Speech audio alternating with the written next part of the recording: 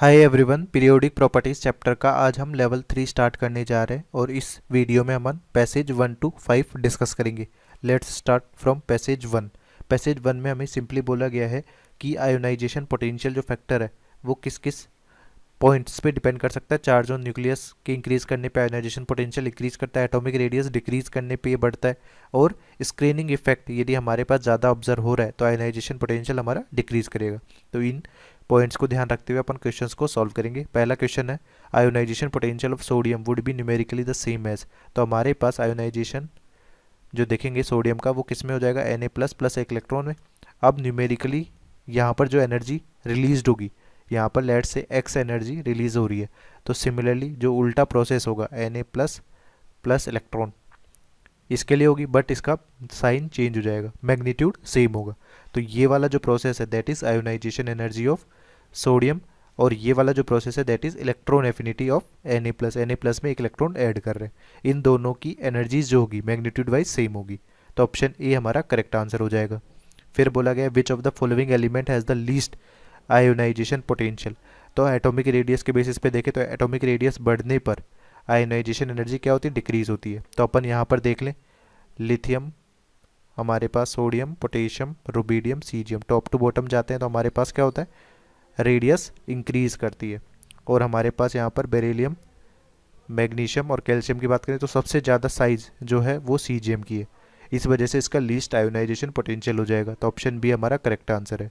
फिर बोला गया incorrect order of ionisation energy. तो फर्स्ट ए पॉइंट देखते हैं, हमारे पास लेड और टिन है, कार्बन फैमिली में carbon, silicon, germanium, tin lead लेड। अब हमारे पास सबसे कम तो लेड का ही होना चाहिए था, बट यहाँ पर हमारे पास थोड़ा इरेगुलर बिहेवियर होता है because of lanthanide contraction. Ionisation energy किसकी ज़्यादा होती है, लेड की ज़्यादा हो जाती है, किससे, टिन से, ठीक है। और हमारे पास सेकंड ऑप्शन में देखें बी में, यहाँ पर Na प्लस है और यहाँ पर मैग्नीशियम प्लस है। अब सोडियम से एक इलेक्ट्रॉन निकाल दिया तो ये नियोन लाइक स्ट्रक्चर हो गया, नोबल गैस कॉन्फ़िगरेशन आ गया इसमें, मैग्नीशियम सोडियम लाइक स्ट्रक्चर हो गया।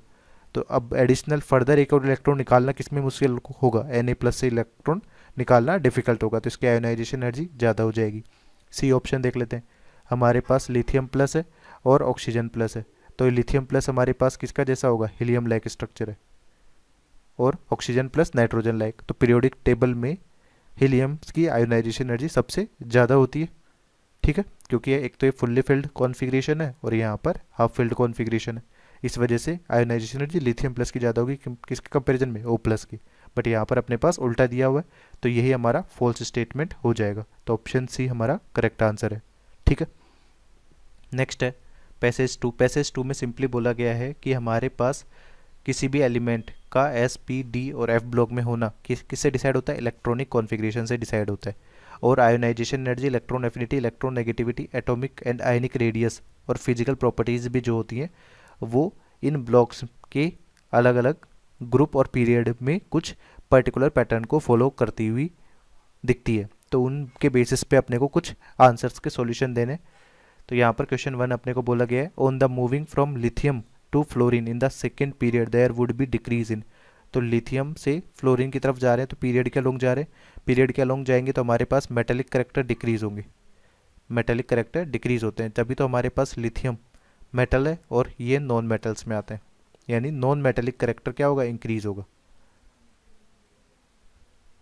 नॉन मेटेलिक करेक्टर इंक्रीज होगा, नॉन मेटेलिक करेक्टर जो होगा वो इंक्रीज होगा, तो ये तो इंक्रीज हो रहा है, ठीक है। एटॉमिक रेडियस की बात करें तो एटॉमिक रेडियस डिक्रीज होती है because Z effective increases, left to right जाने पे जेड इफेक्टिव इंक्रीज होता है। आयोनाइजेशन पोटेंशियल रेडियस डिक्रीज होने की वजह से इंक्रीज होता है, इलेक्ट्रोनेगेटिविटी भी हमारे पास इंक्रीज हो रही है, तो यहाँ पर केवल डिक्रीज होने वाला फैक्टर कौन सा है, बी। फिर बोला गया विच of the following element has the maximum value of electronegativity. तो अपने पास लेफ्ट टू राइट जाने पर इलेक्ट्रोनेगेटिविटी क्या हो रही है, इंक्रीज हो रही है, तो हमारे पास एल्यूमिनियम, सिलिकॉन, फास्फोरस और सल्फर एक ही पीरियड के एलिमेंट है, तो सबसे ज़्यादा इलेक्ट्रोनेगेटिविटी किसकी होगी, सल्फर की। तो हमारा ऑप्शन डी करेक्ट आंसर यहाँ पर हो जाएगा। फिर बोला गया third question which of the following element has the maximum electron affinity. तो हमारे पास देखिए नाइट्रोजन, ऑक्सीजन, फ्लोरीन और यहाँ पर क्लोरीन।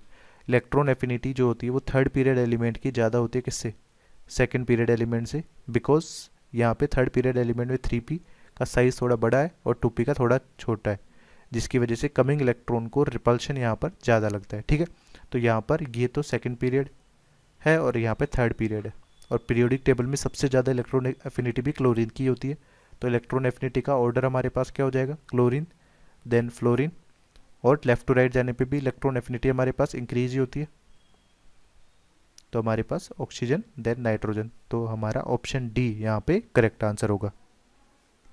नेक्स्ट पैसेज है कि हमारे पास second ionization energy higher than the first ionization energy. This is mainly due to the fact that after the removal of first electron the atom changes into monovalent positive ion. तो हमारे पास सही है कि A से आपने A plus बनाया, फिर A plus से A प्लस 2 बनाया, तो ये जो सक्सेसिव आयोनाइजेशन एनर्जी है, जैसे यहाँ पे IE1 है, ये IE2 है, इस तरह से IE3 है, तो हमारे पास IE3 हमेशा ज़्यादा होगा किससे, IE2 से, ये ग्रेटर देन होगा IE1 से, क्योंकि यहाँ पे अपन देखें कि नंबर ऑफ प्रोटॉन्स तो सेम है, नंबर ऑफ इलेक्ट्रॉन्स की यदि बात करें तो वो चेंज होते जाते हैं, जैसे जैसे एक एक इलेक्ट्रॉन ऐड करता जाएगा, तो E/P रेशियो जो होगा वो डिक्रीज होता जाएगा। E/P रेशियो डिक्रीज होने के वजह से हमारा साइज डिक्रीज होगा और आयोनाइजेशन एनर्जी इंक्रीज होगा।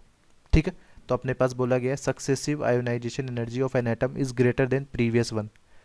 तो हमारे पास क्या बोला गया है कि यहाँ पर जैसे IE3 जो है वो IE2 से ज़्यादा है, इसका सिंपल सा मीनिंग है कि वहाँ पर E/P रेशियो जो हो रहा है डिक्रीज़ हो रहा है, तो इसका रिवर्स अपन देखेंगे तो P/E रेशियो हमारा क्या होगा, इंक्रीज़ होगा। तो ऑप्शन ए हमारा यहाँ पर करेक्ट आंसर हो जाएगा। ठीक है, नेक्स्ट है सेकंड क्वेश्चन, इसमें बोला गया correct order of ionisation potential of coinage metal. तो कोइनेज मेटल हमारे पास है कॉपर, सिल्वर और गोल्ड। ठीक है, तो ये हमारे पास 3D सीरीज़ है, ये 4D सीरीज़ है और 5D सीरीज़ है। तो 4D और 5D में लेंथेनाइड कॉन्ट्रैक्शन की वजह से आयोनाइजेशन एनर्जी का अपन जनरल ट्रेंड अपन जो लेते हैं ये एक्सपेरिमेंटली डिटरमाइंड होता है, 5D series then 3D series then 4D series. इसके बेसिस पे गोल्ड का सबसे ज़्यादा हो जाएगा, फिर कॉपर का, देन सिल्वर का। तो हमारा ऑप्शन सी यहाँ पे करेक्ट आंसर है। फिर अपने के पास बोला गया थर्ड क्वेश्चन में IE1 and IE2 of magnesium metals are 178 and 348 kilo calorie per mole respectively, the energy required for the given reaction is. तो हमारे पास मैग्नीशियम जो है उससे आप किस में कन्वर्ट कर रहे हैं, मैग्नीशियम प्लस में कन्वर्ट हो रहे हैं, फिर यहाँ से मैग्नीशियम 2 प्लस में कन्वर्ट हो रहे हैं। ठीक, इसके लिए जो एनर्जी चाहिए that is 178 kilo calorie per मोल, इसके लिए जो एनर्जी चाहिए that is 348 kilo calorie per मोल। तो हमारे पास मैग्नीशियम से मैग्नीशियम 2 प्लस डायरेक्टली जाने के लिए जो एनर्जी रिक्वायर्ड होगी दैट इज़ समेशन हो जाएगा, तो ये वैल्यू हो जाएगी +5 to 6 किलो कैलोरी पर मोल। तो हमारा कौन सा ऑप्शन करेक्ट आंसर है यहाँ पे, ऑप्शन बी हमारा करेक्ट आंसर हो जाएगा। नेक्स्ट क्वेश्चन पैसेज 4 हमारे पास दिया गया है, विच of the following valence electron experience maximum effective nuclear charge. तो इफेक्टिव न्यूक्लियर चार्ज हमारे पास जो होता है Z effective that is Z minus sigma. ठीक है, तो हमारे पास अपन 4s1 4p1 3d1 2p3 की बात करें तो इलेक्ट्रॉनिक कॉन्फ़िगरेशन सिंपली लिख लेते हैं, 1s2 2s2 2p6 3s2 3p6 3d10, या 4s2 आप लिख सकते हो 4s2 3d10 और 4p6। But effective nuclear charge जब निकालते हैं तो अपन रेडियस के ऑर्डर में ही लिखते हैं, तो रेडियस के ऑर्डर में लिखते हैं तो हमारे पास ये 3d10 पहले ही आ जाएगा। ठीक है, तो हमारे पास ये 3d10 4s2 4p6। अब अपने पास सिंपली ये है कि जो सिग्मा है स्क्रीनिंग कांस्टेंट है वो किस बेसिस पे डिसाइड करते हैं कि जिस भी इलेक्ट्रॉन के रेफरेंस में अपन इफेक्टिव न्यूक्लियर चार्ज निकाल रहे हैं उससे पहले कितने इलेक्ट्रॉन वहाँ पर रखे हुए हैं। ठीक है, तो हमारे पास 4p जो है उसके केस में नंबर ऑफ इलेक्ट्रॉन्स बहुत ज़्यादा होंगे, तो सिग्मा जितना ज़्यादा इंक्रीज होगा उतना ही जेड इफेक्टिव हमारा डिक्रीज होगा। ठीक है, जेड इफेक्टिव डिक्रीज होने की वजह से हमारा यहाँ पर ये देखा गया क्या, मैक्सिमम इफेक्टिव न्यूक्लियर चार्ज बोला गया, तो सिग्मा सबसे मिनिमम होना चाहिए। तो सिग्मा मिनिमम किसके लिए होगा, 4s के लिए देखें तो हमारे पास इलेक्ट्रॉन्स है, 4p के लिए देखें तो भी इलेक्ट्रॉन्स काफ़ी है, 3d के लिए भी, और 2p3 की बात करें तो सबसे कम इस तरफ जो इलेक्ट्रॉन्स होंगे वो 2p3 के केस में ही होंगे। तो यहाँ पर सिग्मा मिनिमम होगा, सिग्मा मिनिमम होगा, तो जेड इफेक्टिव जो होगा वो मैक्सिमम होगा। ठीक है, तो ऑप्शन डी हमारा करेक्ट आंसर है यहाँ पे। फिर बोला गया second question, which of the following is not concern to effective nuclear charge. पहला ऑप्शन ए दिया हुआ है, higher ionisation potential of carbon than boron. ठीक है, तो हमारे पास lithium beryllium boron, lithium beryllium boron carbon nitrogen, oxygen, ये सब है। तो लेफ्ट टू राइट अपन जा रहे हैं, तो हमारा जेड इफेक्टिव क्या हो रहा है, इंक्रीज हो रहा है। जेड इफेक्टिव इंक्रीज होने की वजह से रेडियस डिक्रीज हो रही है और आयोनाइजेशन एनर्जी इंक्रीज हो रही है। तो हमारे पास आयोनाइजेशन एनर्जी का ऑर्डर यदि अपन लिखते हैं बोरोन लेस देन कार्बन, तो ये जस्टिफाइड है फ्रॉम जेड इफेक्टिव। तो यहाँ पर ये स्टेटमेंट इससे एक्सप्लेन किया जा सकता है। सेकेंड है higher ionisation potential of magnesium then aluminium. तो हमारे पास सोडियम, मैग्नीशियम, एल्यूमिनियम, सिलिकॉन, ठीक है। यहाँ पर मैग्नीशियम का जो कॉन्फ़िगरेशन होता है दैट इज S2 और यहाँ पर S2P1। स्टेबल कॉन्फ़िगरेशन होने की वजह से मैग्नीशियम की आयोनाइजेशन एनर्जी एल्यूमिनियम से ज़्यादा होती है, इररेस्पेक्टिव कि हमारे पास लेफ्ट टू राइट जाने पे जेड इफेक्टिव इंक्रीज हो रहा है। तो यहाँ पर आयोनाइजेशन एनर्जी जो है वो किसकी ज़्यादा है, मैग्नीशियम की ज़्यादा है, किससे, एल्यूमिनियम से। और इसका रीज़न क्या देते हैं, इसका रीज़न दिया जाता है कि मैग्नीशियम का स्टेबल कॉन्फ़िगरेशन है, तो हमारे पास उसकी आयोनाइजेशन एनर्जी ज़्यादा होगी। तो ये वाला जो स्टेटमेंट है बी, ये इफेक्टिव न्यूक्लियर चार्ज से एक्सप्लेन नहीं किया जा सकता, तो ऑप्शन बी हमारा करेक्ट आंसर हो जाएगा। बाकी ऑप्शंस को भी अपन देख लें, जैसे higher value of successive ionisation energy, कि हमारे पास ए से A+, A+2, A+3।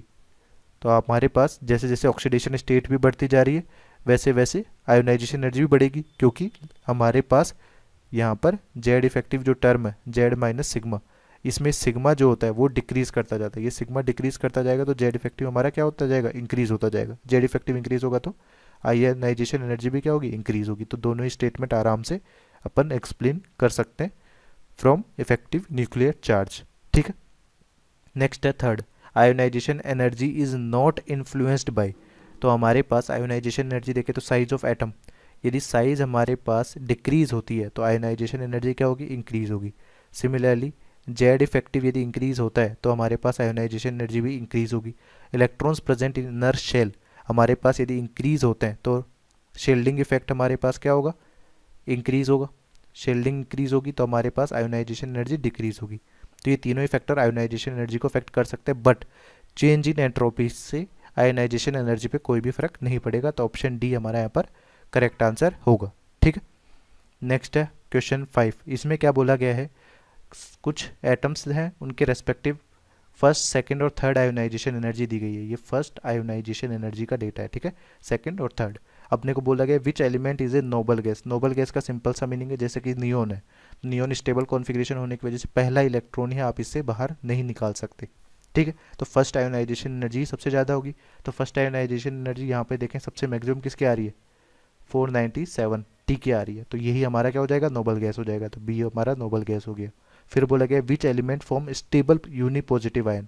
Stable unipositive ion का मतलब क्या है कि ए से A+ एक इलेक्ट्रॉन निकालना क्या हो जाए, इजीली एक इलेक्ट्रॉन रिमूव हो जाए। तो हमारे पास फर्स्ट आयोनाइजेशन एनर्जी सबसे कम किसकी है, यहाँ पर 99 की है, यानी Q की। तो सबसे स्टेबल यूनिपॉजिटिव आयन कौन सा बना देगा, B बना लेगा, ठीक है।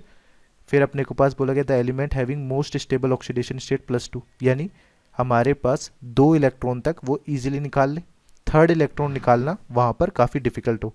तो हमारे पास थर्ड आयोनाइजेशन एनर्जी जो होगी वो सबसे ज़्यादा होनी चाहिए वहाँ पर। तो थर्ड आयोनाइजेशन एनर्जी यहाँ पे सबसे ज़्यादा किसकी हो रही है, 1848 इसकी हो रही है, यानी हमारा आंसर क्या हो जाएगा, ऑप्शन सी एस हमारा करेक्ट आंसर हो जाएगा। फिर बोला गया which is a non metal excluding noble gas.